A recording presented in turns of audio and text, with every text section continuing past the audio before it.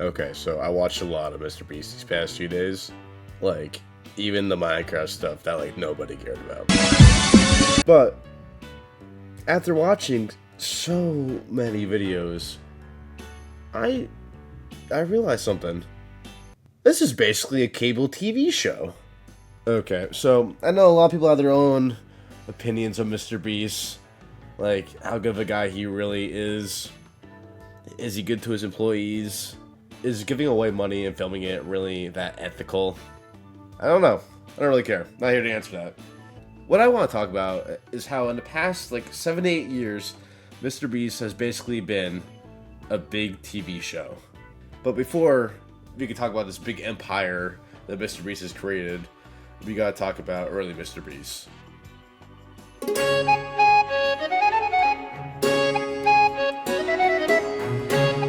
Like most YouTubers, Jimmy was stuck making these shitty little videos in his room. Bro was even celebrating his 50k views. Like, he was literally making videos about anything. I hit 50,000 views. I'm pretty happy. But as the years went on, he began getting a small audience. Ironically, he's talking about how much money other YouTubers are making, which really goes to show what he would become in the future. But of course, then he counted to 100,000, and then that's when he finally started getting moving. That's when people started really coming in to see who the hell this guy really is. And to give the guy credit, you can call him a lot of things, but to say that he doesn't work hard is just not true. The guy clearly cares a lot about YouTube, but you gotta respect that, at least a little bit.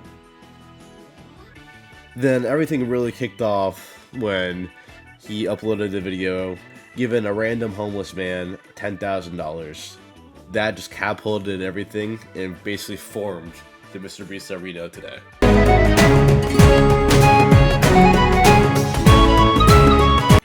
Now, if you look at many TV shows, kids shows in particular, the main characters of the show never feel as interesting as the side characters. Think about SpongeBob. Is SpongeBob the most interesting character? No. A lot of memes, they come out like Patrick, Mr. Krabs, you got some Sandy in there.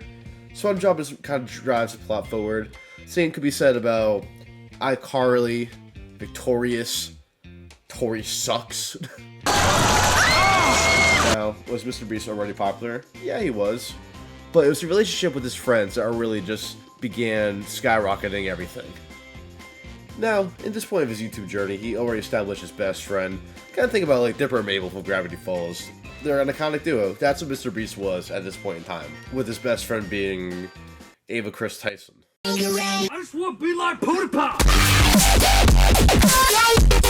PewDiePie! Now, this is not a video about Ava Chris Tyson. I don't want to get into the whole drama of it all. This is simply a video about MrBeast, and I want to keep it that way. Now, in the video, Lastly Circle wins $10,000. We get the introduction to Chandler, who becomes the third member of what becomes the iconic trio of MrBeast, Ava Chris Tyson, and Chandler. Now, from here on, we are introduced to a lot of new people who become kind of our side characters in a TV show, and they all bring their own personalities to it. So, let's just think about the episode in SpongeBob Band Geeks. It's not centered around SpongeBob, it's focused on all the side characters of the entire show. We see Larry Lobster, we see Sandy, we see Mr. Krabs, we got Plankton, Mrs. Puff, and they're all there for Squidward. I think SpongeBob in that entire episode has like 2 lines. And the reason why the episode works so well is because we already know a bunch of the characters. We don't have to focus on all these different new people coming here and why they want to help Squidward. We see them in the past, you know their interactions with Squidward, and that's how kind of what MrBeast is building. You get to know these side people. So when SpongeBob comes in and says, no, let's help Squidward, we gotta do it for our friend, even though a lot of people don't really know who Squidward is, but the audience knows. That's what matters. It works. You really feel something. Like, we've seen Garrett, we recognize Ethan, and when we see the Viking, you're like, hey, look, that's a really cool big Viking dude. It's the same exact thing. It's the same exact concept. So, it builds rapport with the audience when you get to see familiar faces that you like, and that you enjoy to see. It's fun.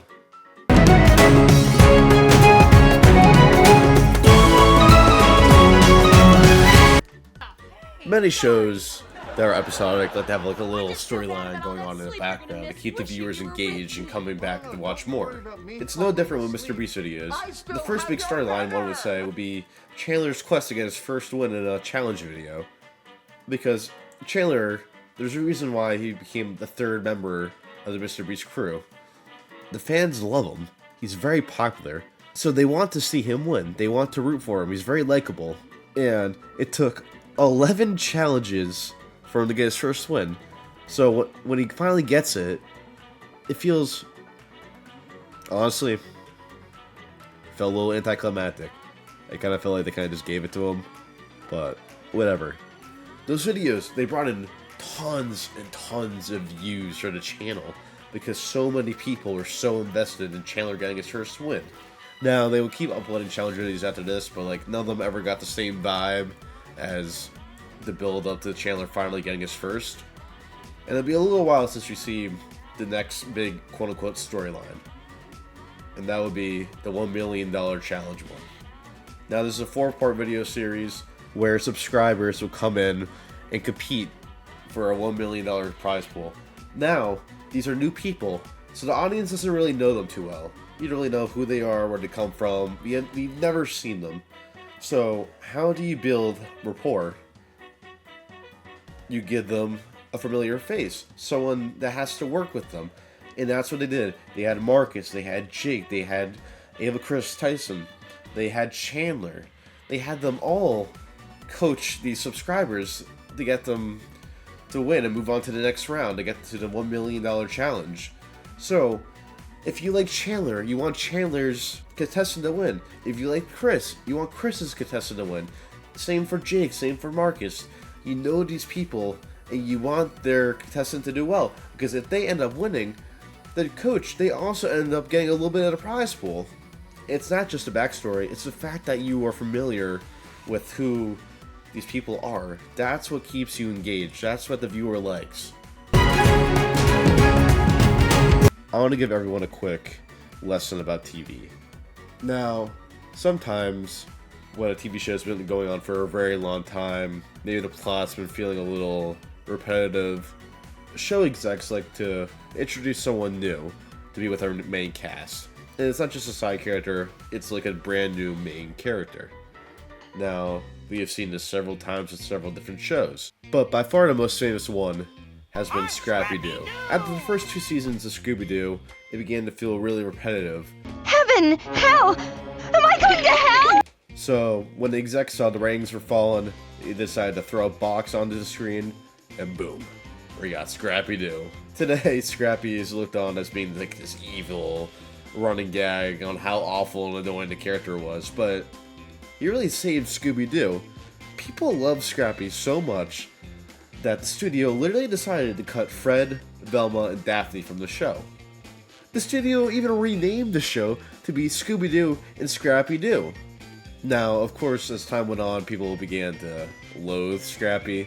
That's kind of because he basically became Fred, Velma, and Daphne.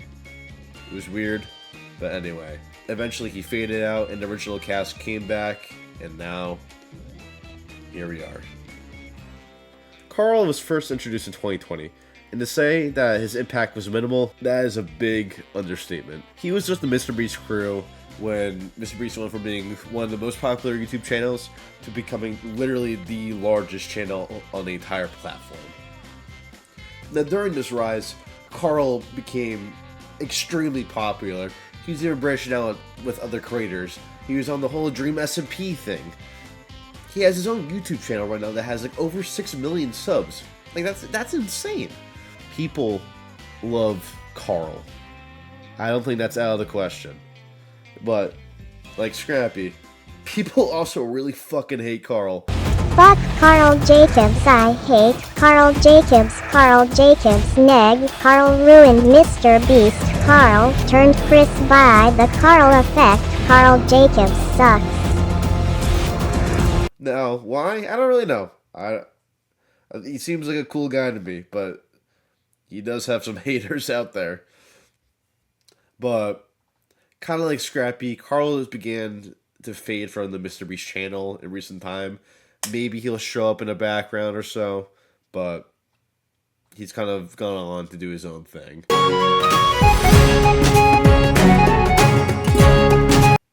I'm just going to combine these two because there's really not too much to talk about. Now, MrBeast, he does a lot of collabs throughout the years, but his feel different. Now, YouTubers, they do collabs all the time, but when a YouTuber is with another YouTuber, they feel like they're bringing themselves, like it's their own personality. Now, when it comes to a MrBeast video, when they come on, it's almost like they're acting, like it's like they're a shell themselves. Like it's honestly like they're really bad actors. That's how MrBeast crossover event feels like. Then you got like the side MrBeast channels, like Beast Reacts. The channel when it was starting off was basically Chris was like the leading figure. MrBeast was really not seen in any of these videos. It was Chris interacting with all the other side characters that we have seen pop up in the MrBeast videos in the past, and they're always reacting to random YouTube videos. Eventually, as the years went on, MrBeast came onto the channel. That kind of boosted the ratings of it, because honestly the channel wasn't doing super hot. I think it had around a few million subs, but as soon as MrBeast came on, now it's currently standing at like around 30 million subs, but it's been a few years since they uploaded. Okay, I can hear all the keyboard separate right now. Let MrBeast's brother, Mr. Bro, be considered the MrBeast spinoff? No, he would not be. A more accurate comparison would be like the Colombian knockoff of Breaking Bad. That's basically Mr. Bro. It's the MrBeast channel minus the life and soul.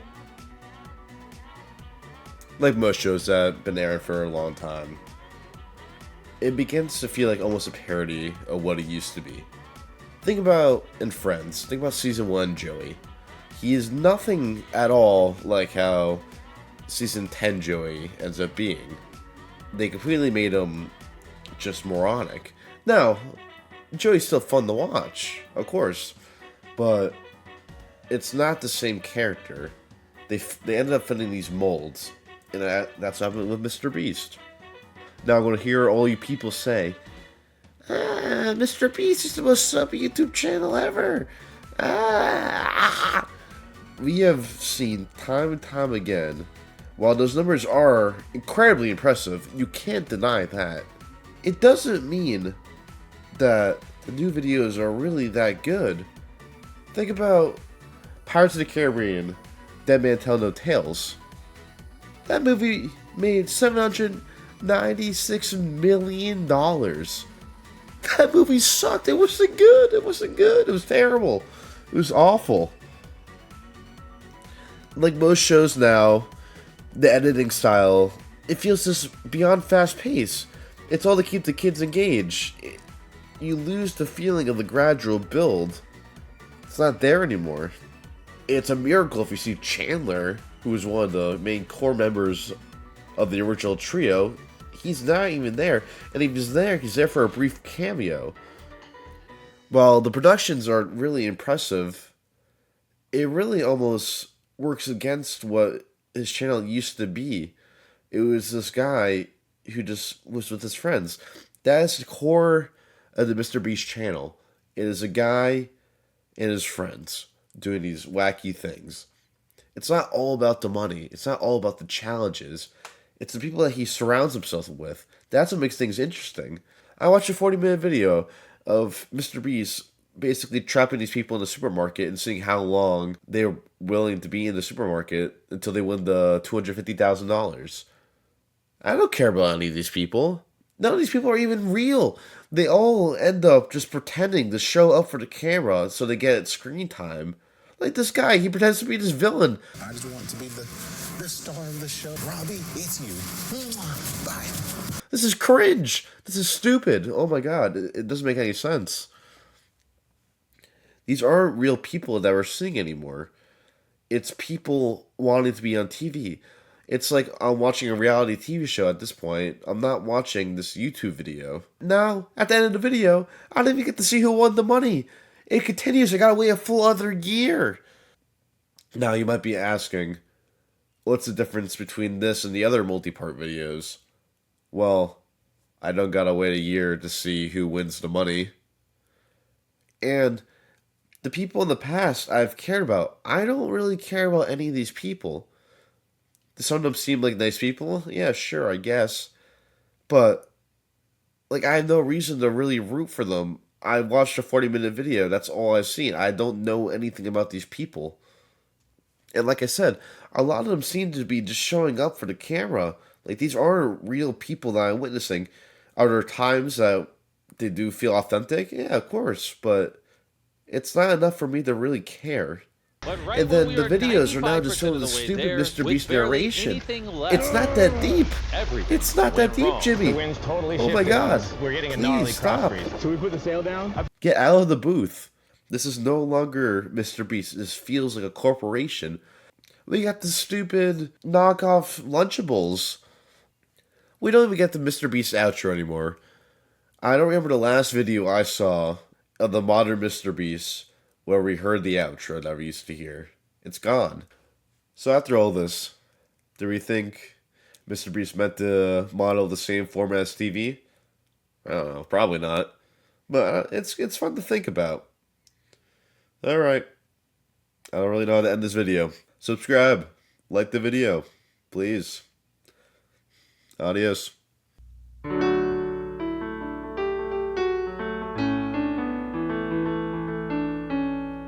Mr. B6000, oh, Mr. B6000, oh, Mr. B6000, yeah, you know his name. He changed it once or twice, but I think it's here to stay. His thumbnails, well, they're made in paint, but if you ask me, I think they're kinda quaint. Mr. B6000.